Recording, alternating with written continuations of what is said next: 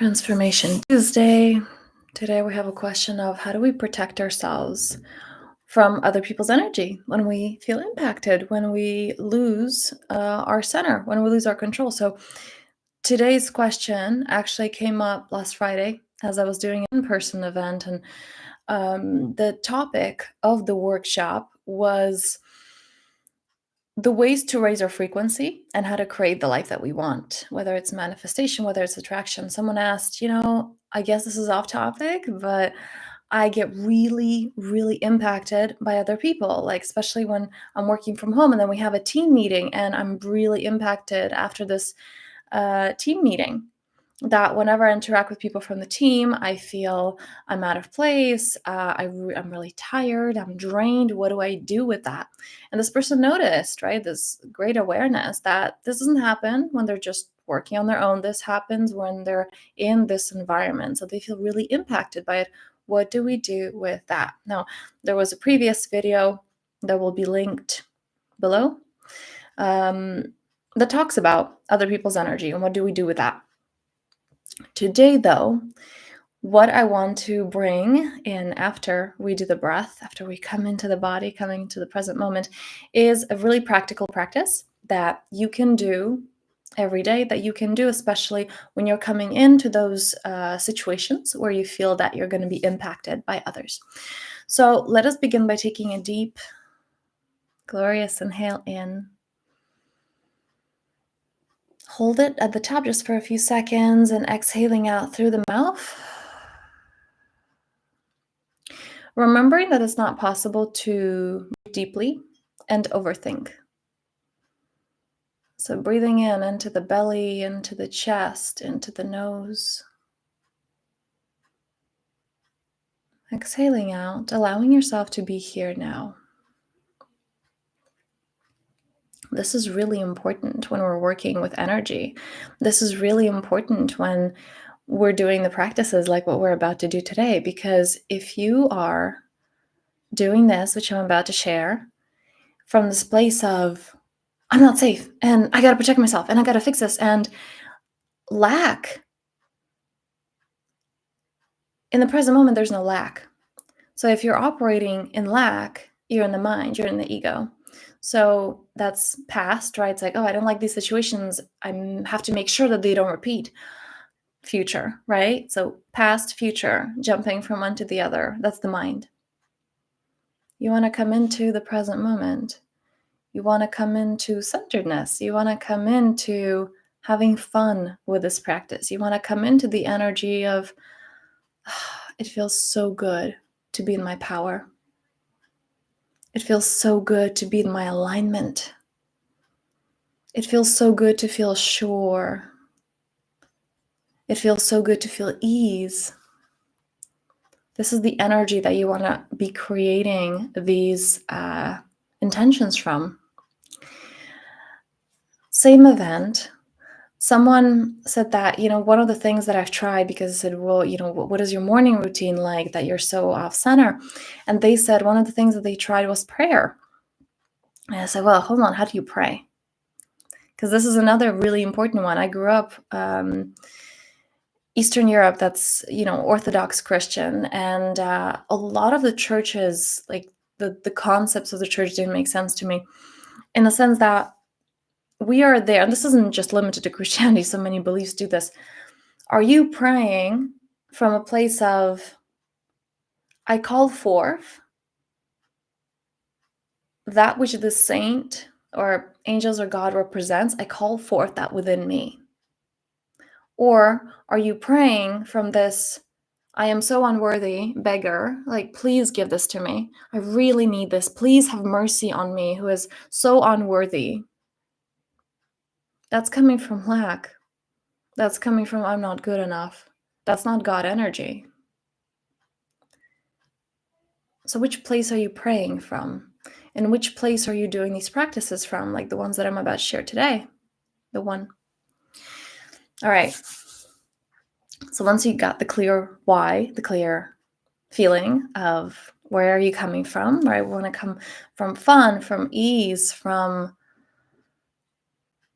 limitless, infinite replenishment. That's the energy that you want to bring in. I remember coming across someone, just a stranger on the street, and they started talking to me, and it was an energetic vampire. Like, they took my hand, they were like really draining energy, and I felt just so out of center after that experience. And that was my first experience with someone like that. And my guidance communicated to me as I was recovering from that, and talking to my teachers about it and some friends who work with energetics. My guidance said that what you're trying to protect, like, you were only sucked into that because there was this, you're cut off from source. Someone who does that, someone who drains, who needs to drain other people's energy, does that because they are themselves in lack, because they feel like they are disconnected from that regeneration that is available. If you're tuned in to infinite source, infinite supply, why would you need to steal from someone when you have all the resources available to you? So I really want to communicate this. When we feel drained, when we feel lack, first of all, is checking your connection with source. You're disconnected because that energy flowing through you, it doesn't end. Like, it just is. It always was, always is, always will be. It's not something that stops. It's not like you filled a jug that is you, and it's like, oh, okay, I'm running out of water now. It's like, no, it keeps refilling. It doesn't go anywhere. So you can't be drained unless you choose to be disconnected. And hey, I get this. I know that there may be some pushback with the word choose. Like, I'm not choosing. I'm not choosing to be miserable. I get this. Okay, I absolutely get this. I had a severe depression in my life at some point, so I totally get this. But the truth is that you do choose, and I'm not saying this from a place of blaming, but a place of, oh, if I choose that, I cannot choose that. You can shift that once you own it. But you can't solve a problem that you're not willing to acknowledge. All right? So now, let us take a deep breath into the belly, into the chest, into the nose. Exhaling out. Okay. Again, belly, chest, nose, and out. Now, we go deeper into practices like that in the Powerful Self membership, but I want to bring a mini version of this to you here. And what you want to start with is, like I said, making sure you're connected below from Mother Earth. This is more of the shamanic practices that I do, and you're connected to Father Sky. So there's an energy from the earth that is moving up your body, and there's another energy from the cosmos that's moving down your body into the earth. And there's that connection, and your body serves as a conduit of that energy. So on the inhale, I want you to envision that energy from the earth going through, if you're sitting cross-legged, through your tailbone and up the spine. If you have your feet on the earth, it's coming in through your feet and going up the body as well. And it's going up through the top of your head. All right? And on the exhale, you're going to envision that energy from the cosmos going through the center of your head, down the spine, and same thing, tailbone or feet down into the earth. So that is the first step. So very briefly, we're going to inhale into the body. Exhaling out, that energy is moving downward. Again, inhaling in slowly, very controlled, very conscious breathing, inhaling in. And downward, exhaling out. One more round as you're inhaling in, being so aware. As above, so below, you're held. That energy is flowing through you freely. Exhaling out. Okay. And now you do that a few more rounds, ideally. Like I said, I'm just briefly explaining what this practice looks like, and you can do this at your own pace. before you're interacting with a lot of people, before you go into these, meetings or things, you're meeting with people that are like, God, this person's going to be draining. And you just have to, right? Ideally, you want to put boundaries and not be in these situations. But if you're there, like, I really have to, what you want to do is, after the breath, connecting sky and earth, tuning into your heart. And from the heart, envisioning your energy field.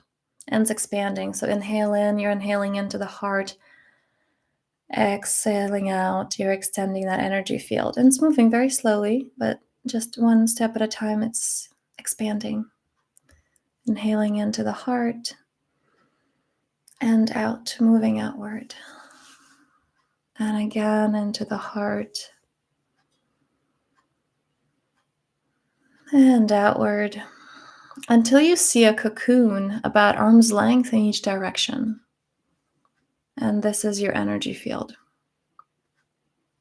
This is the space that is yours and only yours. Breathing deeply into it. Feeling connected, feeling centered. Arm's length in each direction all around your body.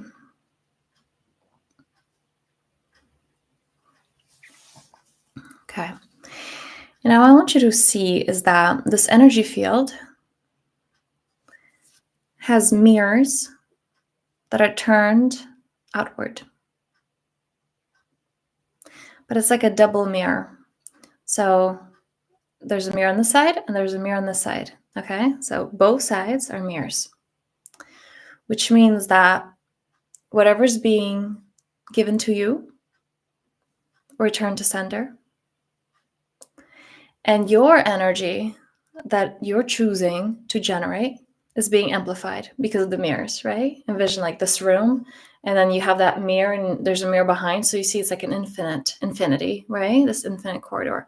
It's the same thing. So your energy gets stronger, and whatever negativity, whatever overwhelm, whatever is being returned back to sender.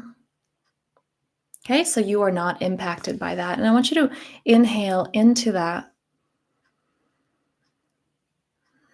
and exhaling out.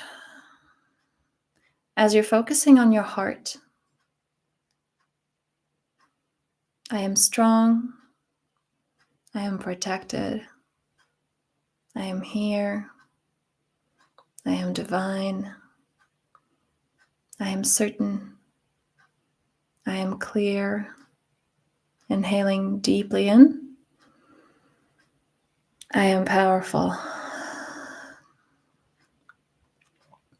And tuning into that powerful self within you.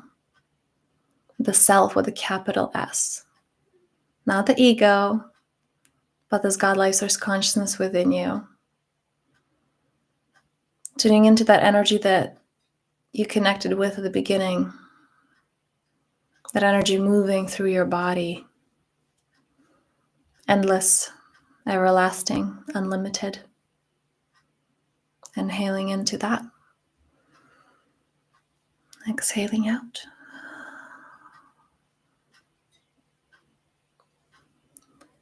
And now when you're ready, tuning into your heart and taking a deep inhale into the heart. And on the exhale, envisioning roots growing from your feet or from your tailbone all the way down to the center of the earth. Again, inhaling in, into the heart, and then the energy moves down into the earth. Let's do that one more time. In, and down into the earth. And when you're ready, you can wiggle your fingers, your toes, and slowly come back here. And when you're coming back into the room and slowly opening your eyes, you can focus on one point and slowly begin to move your gaze around the room, feeling the space coming back here.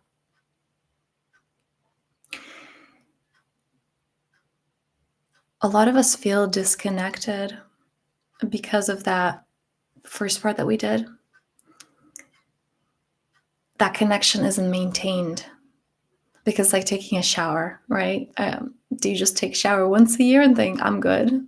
Probably not. Hopefully not. It's the same with the energetic hygiene. It's important, it's crucial to maintain it. So, first of all, summer solstice is coming, and this is an important time to re-energize, to bring back, to really source from source, to tune into that, and to shine light, especially this with the summer solstice in the northern hemisphere, when the sun is at its fullest. Winter solstice in the southern hemisphere, this is more of looking at your shadows. Wherever you're at, we're going to be doing, the summer solstice ceremony. The link is going to be below. This will be next week. This is a great time of replenishment. And if you want to be committed to that energetic hygiene, so it's consistent, so that you don't feel drained, so you don't feel deprived. So at the end of the day, you're not like, oh God, I'm tired. I haven't got nothing left, right? Or you wake up on a Monday morning, you're like, ugh, another week, right? If you don't want any of that, the powerful self-membership, because energetic hygiene, like again, those showers, you got to take them more often than once a year. So as amazing as we can feel during a deep meditation practice once in a blue moon, or a retreat that lasts a whole weekend, this is something to be implemented on a daily basis, and it doesn't have to be hard. It can be easy. All right. So in the membership, we have lives almost every single week, and that creates that accountability, and also focusing on the different energetics, and also focusing not just on the energetics, but how do we bring that outward? Is the feminine receptivity and learning how to work with the feminine energies, right, with the emotional self, but also what are the action steps that we get to take in our lives? How do we live a soul-led life? So if this resonates, check out the links below. There's also going to be a link with the free resources below, because there's a powerful practice with the 4 elements there. And I thank you for being here. I thank you for doing the work. I thank you for strengthening your energy field, which is what you did today, right?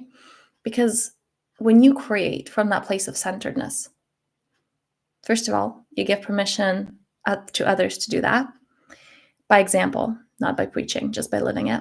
And 2, you create that ripple effect, the energetic ripple effect. You become a safe presence for others, and we feel that. So I thank you, and until next week.